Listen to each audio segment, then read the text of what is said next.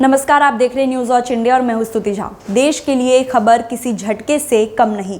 एक डॉक्टर जिसे लोगों की जिंदगी बचानी थी, उस पर अब मौत का दवा बनाने का आरोप है। आतंक का एक नया और खौफनाक चेहरा सामने आया है। गुजरात पुलिस की एंटी टेररिस्ट स्क्वाड ने शनिवार को अहमदाबाद में खतरनाक आतंकी साजिश का पर्दाफाश किया है। गिरफ्त में आए 3 संदिग्ध आतंकी में से एक डॉक्टर है जो जिंदगी नहीं मौत की दवा बना रहा था। इन तीनों में 2 संदिग्ध आतंकी उत्तर प्रदेश के लखीमपुर खीरी में और शामली के रहने वाले हैं।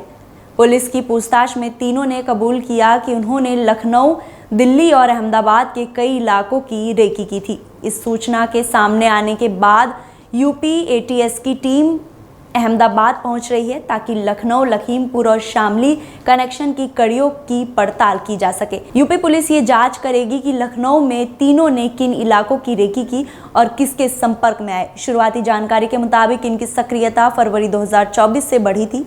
उनकी फंडिंग का स्रोत संदिग्ध चैनलों से ट्रेस हो रहा था। गुजरात एटीएस डीआईजी सुनील जोशी ने बताया कि गिरफ्तार आरोपियों की पहचान डॉक्टर अहमद मोहिउद्दीन सैयद, मोहम्मद सुहेल, मोहम्मद सलीम और आज़ाद सुलेमान शेख के रूप में हुई।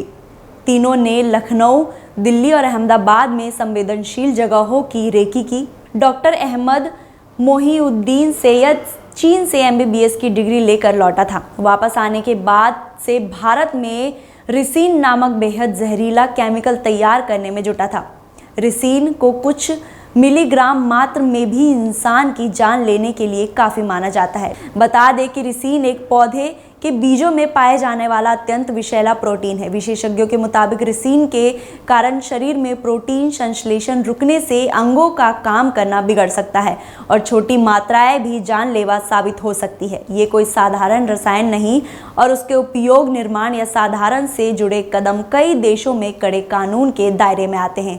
इसलिए जांच एजेंसियां इस मामले को बेहद गंभीरता से देख रही है। तीनों पर आरोप है कि वो इस्लामिक स्टेट खुरासान प्रोविंस के मॉड्यूल के लिए काम कर रहे थे।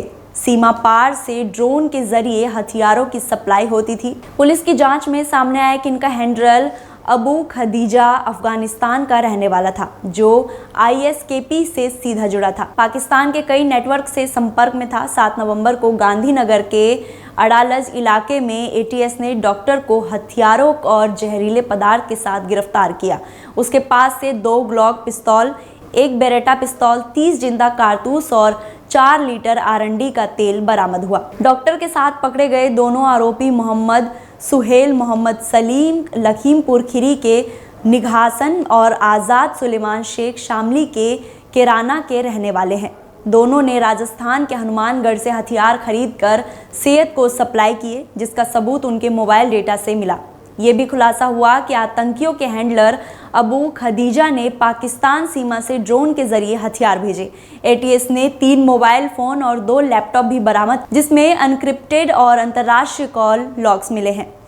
तीनों आरोपियों पर यूएपीए भारतीय न्याय संहिता और आर्म्स एक्ट के तहत केस दर्ज किया गया है। डॉक्टर को 17 नवंबर तक एटीएस रिमांड पर भेजा गया है। एटीएस अब सेंट्रल एजेंसियों के साथ मिलकर इस आतंकी नेटवर्क की इंटरनेशनल चेन को विस्तार से खंगला कर रही है। ये मामला सिर्फ एक गिरफ्तारी या साजिश का नहीं, बल्कि इंसानियत के उस टूटे हुए वादे की कहानी है।